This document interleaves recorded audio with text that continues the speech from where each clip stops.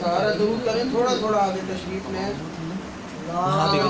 ماحول بن محمد وآل محمد. اعوذ باللہ من الشیطان اللعین الرجیم، بسم اللہ الرحمن الرحیم. الحمدللہ الذی لا یبلغ مدحتہ القائلون ولا یعصی عما ولادوا ولا یعدی حقہ المجتہدون. الذی لا یدرکہ بعد الہمم ولا ینالہ غوث الفتن. الذی لیس لصفتہ حد محدود ولا نعت موجود ولا وقت معدود ولا اجل ممدود.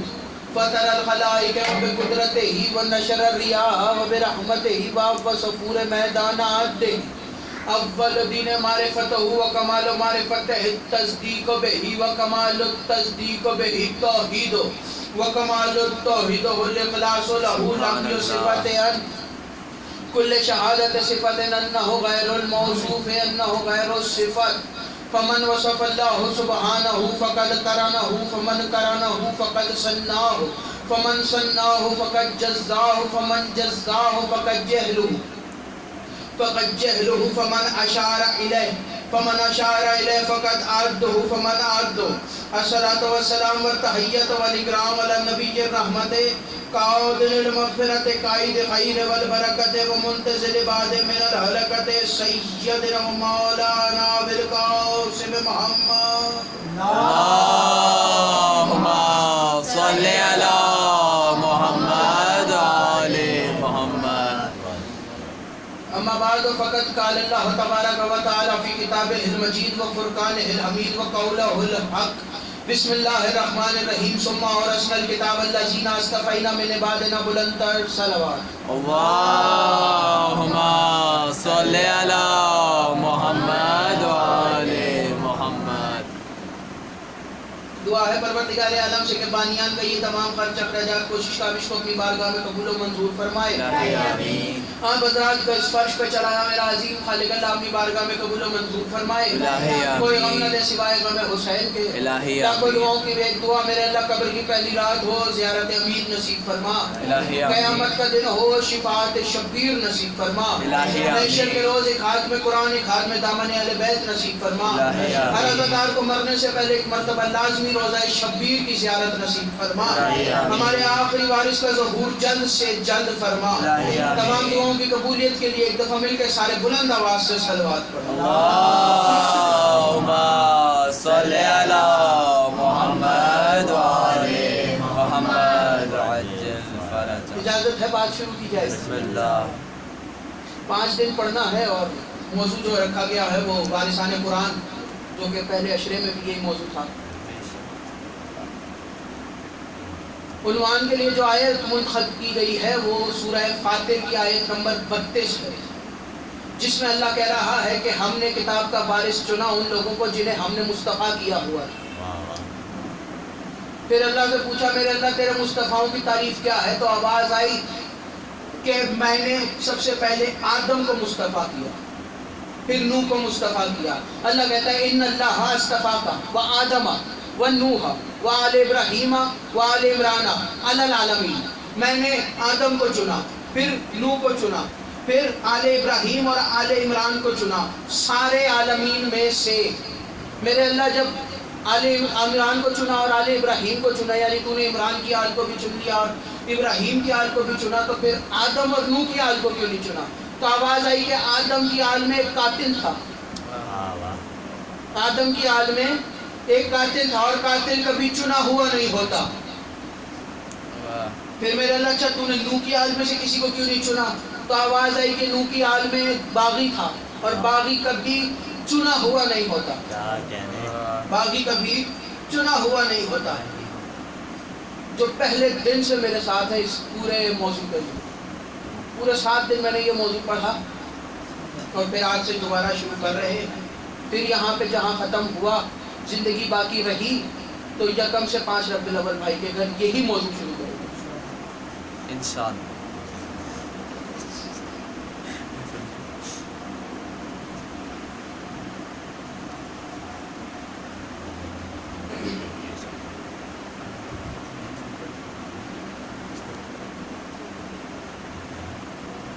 پاک صلی علی محمد و آل محمد. اچھا میرے اللہ پھر اپنے چنو ہوں کی کوئی صفات بیان کر. تو اللہ نے آدم کی صفات میں بیان کیا کہ اس لیے میں نے آدم کو چنا کہ آدم کو فرشتوں سے سجدہ کروایا. آدم کو فرشتوں سے سجدہ کروایا.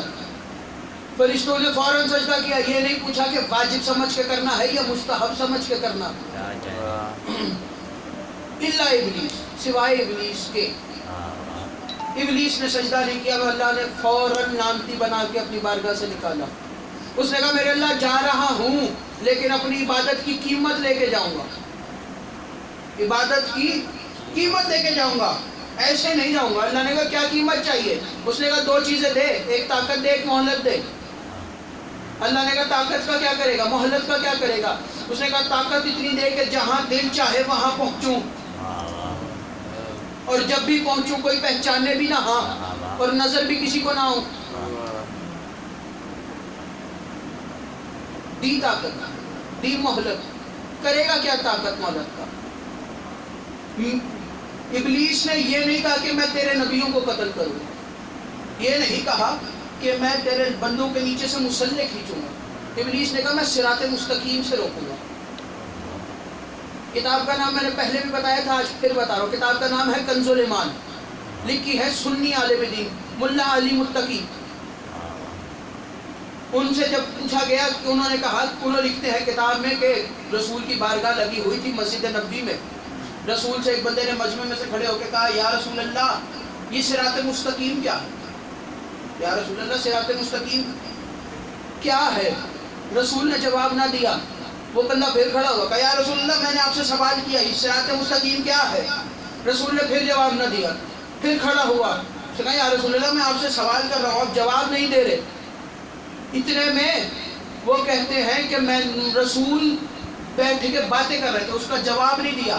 یہاں لوگوں نے دیکھا کہ مسجد کے اندر ابو طالب کا بیٹا داخل ہوا. مسجد کے اندر ابو طالب کا بیٹا داخل ہوا. رسول نے کہا اب کھڑا ہو کے سوال کر. اس نے کہا یا رسول اللہ میں نے پوچھا کہ یہ صراط مستقیم کیا ہے. ملا علی متقی لکھتے ہیں کہ رسول نے اپنی دائیں ہاتھ کی سیدھی انگلی کو علی کی طرف اشارہ کر کے کہا کہ ھذا علی صراط مستقیم، ھذا علی صراط مستقیم، یہ علی صراط مستقیم ہے. بے شک.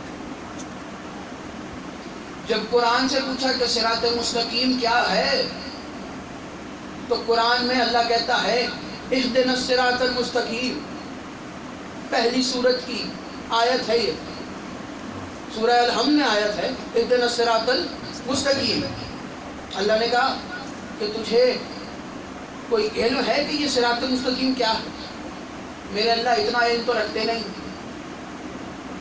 کیا کریں بتا صراط مستقیم کیا ہے؟ وقت بھی نہیں ہے، فوراً گن لیتے، عدد نکالتے ہیں صراط مستقیم کے. کتنے لفظ ہیں؟ الف لام. میرے ساتھ گننا، مجھے گنتی کم آتی ہے، سارے میرے ساتھ بولو گے آج. الف لام صاد رے الف توئے. کتنے بنے؟ 6. المستقیم الف لام میم سین تے کاف یہ میم. کتنے بنے؟ 6 اور 8 14. میرے اللہ یہ 14 کا رستہ صراط مستقیم کا رستہ ہے. یہ 14 کا رستہ صراط مستقیم کا رستہ ہے. یہ گھرانہ کبھی کسی کی سمجھ میں نہیں آیا. اسی لیے تو غدیر کے بعد حارث کے اوپر پتھر آیا تھا.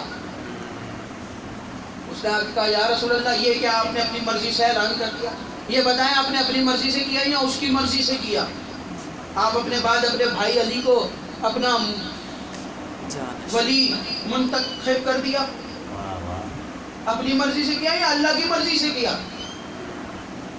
اللہ نے یہ نہیں دیکھا کہ کھڑا کس کی بارگاہ میں، فوراً پتھر پھینک کے مار دیا. پہلی حجت کا منکر، آدم کا منکر ابلیس. اللہ نے یہ نہیں دیکھا کہ کھڑا کہاں تھا، فوراً لعنتی بنا کے نکالا. وارث کا منکر حارث، رسول کی بارگاہ میں کھڑا تھا، رسول کے قریب ترین کھڑا تھا.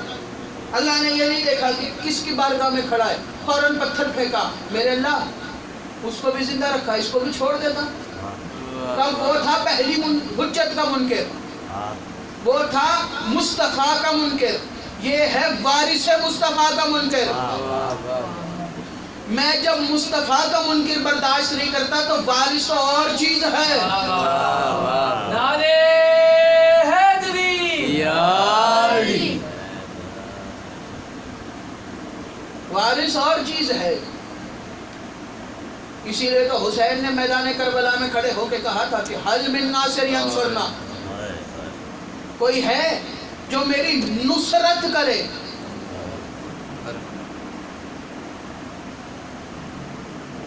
کوئی نہیں تھا، اکیلے تھے حسین کربلا کے میدان میں.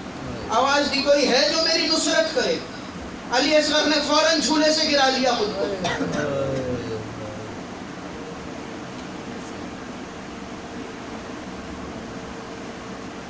چھوڑ دی سارے مسائل، لے کے چلے حسین. پہنچے دریا کے کنارے، آواز دی ایک گھونٹ پانی کا پلا دو. انہوں نے کہا حسین کیا بچے کا سہارا لے کے اپنے لیے پانی مانگ رہا ہے؟ اگر بچے نے پینا ہے تو بچے کو بول خود مانگے. بچے کو زمین پہ لٹا، کربلا کی جلتی ہوئی ریت پہ علی اصغر کو لٹایا. جب علی اصغر نے جیسے ہی سوکھے ہوئے ہونٹوں پہ سوکھی ہوئی زبان پھیری نا، عزادار اور روایت کہتی ہے کہ 9 لاکھ کے لشکر میں رونا مچ گیا. 9 لاکھ کے لشکر نے کہا عمر صاحب تجھ پر خدا کی لعنت ہو، یہ کس کے مقابلے پہ لے آیا ہے؟ تو نے کہا تھا یہاں ہماری مردوں سے لڑائی ہے، یہاں تو بچے میدان میں آ رہے ہیں. فوراً عمر صاحب نے حکم دیا، فرمایا حسین کے کلام کو قطع کرو. تیر نکالا حرملہ نے، اور عزادارو جانتے ہو کون سا تیر تھا؟ وہ تیر تھا جو جنگوں میں گھوڑوں کو گرانے کے لیے استعمال ہوتا تھا. 3 پھل والا تیر. عزادارو اس نے تیر نکالا، کمان میں لگایا. پہلا تیر چلایا، نشانے پہ نہ لگا، زمین پہ گرا. دوسری مرتبہ نشانہ لیا، نشانہ نہ لگا. عمر سعد قریب آیا، اس نے آگے کہا تو میری فوج کا اتنا ماہر تیر انداز ہے، آج کیا ہوا؟ آج تیرے سے نشانہ نہیں لگ رہا. اس نے کہا اللہ جانے کون ہے، میں جیسے ہی تیر کمان میں لگاتا ہوں وہ جو سامنے کالا خیمہ ہے نا اس کا پردہ ہٹتا ہے، پتہ نہیں کون ہے، اس کی ماں ہے یا اس کی بہن ہے. وہ باہر نکلتی ہے اور نکل کے کہتی ہے او ظالم اپنا تیر دیکھ، میرے صغیر کا گلا دیکھ، اپنا تیر دیکھ، میرا صغیر دیکھ. اس نے تیر لگایا، تیسرا تیر کمان میں لگایا، تیر کا نشانہ لیا. عزادارو ادھر ماں کی آواز آئی، اصغر تیر بابا کو نہیں لگنا چاہیے. عزادارو تیر قریب آیا، اصغر نے اپنے آپ کا گلا اوپر کیا حسین کے بازو سے. عزادارو تیر کا لگنا تھا، تیر گردن سے باہر نکلا، حسین کے بازو میں لگا. رو کے شہزادہ کہتا ہے بابا معاف کرنا، میرا گلا چھوٹا تھا، تیر بڑا تھا، میرا گلا چھوٹا تھا، تیر بڑا تھا. لے کے چلے حسین 6 مہینے کے بیٹے کو، خیموں کے پیچھے پہنچے. عزادارو ذرا سوچنا، کبھی تنہائی میں بیٹھ کے سوچنا کیا گزری ہوگی اس بات پہ جب 6 مہینے کے بچے کی اکیلے قبر بنائی، تنہا قبر بنائی ہے علی اصغر کی. اور جانتے ہو جب قبر بنا رہے تھے تو لاشا کس کے ہاتھ میں تھا؟ علی اصغر کی ماں علی اصغر کا لاشا لے کے کھڑی تھی. عزادارو قبر بنائی، باپ نے 6 مہینے کے بیٹے پہ مٹی ڈالی. چلے حسین کربلا کے میدان میں پہنچے. عزادارو کربلا کے میدان میں آئے، شہید ہوا زہرا کا لال. عزادارو جب سروں کی گنتی ہوئی نا، قافلہ چلنے لگا، سروں کی گنتی ہوئی تو سروں کی گنتی کرنے والے نے کہا کہ شمر یہاں تو 71 سر ہیں، ہم نے 72 مارے تھے، یہاں 71 ہیں. ایک ملعون آگے بڑھا، اس نے کہا میں نے دیکھا ہے کہ جب حسین ایک چھوٹے بچے کو لائے تھے میدان میں تو میں نے دیکھا کہ حسین خیموں کے پیچھے اسے دفنا رہے تھے۔ عزادارو یہاں شمر نے حکم دیا 3000 گھڑ سوار نیزہ بردار گھڑ سوار تیار ہوئے۔ عزادارو اس کے حکم پر 3000 نیزہ کربلا کی زمین پر آیا۔ ایک ملعون نے ایسا نیزہ مارا کہ عزادارو نیزہ اکیلا واپس نہیں آیا، نیزے کے ساتھ حسین کا صغیر بھی باہر آ گیا۔ کربلا کا واحد شہید ہے علی اصغر، جو ایک مرتبہ نہیں 3 مرتبہ شہید ہوا ہے۔ پہلی مرتبہ تیر سے، دوسری مرتبہ نیزے سے، تیسری مرتبہ خنجر سے۔ عزادارو شمر کے پاس لاشا آیا، میری طرف دیکھنا، اس نے نیزے سے لاشا اتارا۔ عزادارو لاشا لے کے چلا ادھر پہنچا جہاں دروازے خیمے کے پاس ماں کھڑی تھی۔ عزادارو ماں کے قریب پہنچا، یہ 2 زانو ہو کے بیٹھا، اس نے اپنا خنجر نکالا، علی اصغر کی گردن میں رکھا، اس نے خنجر چلایا۔ کربلا کی زمین میں زلزلہ آیا، آواز آئی،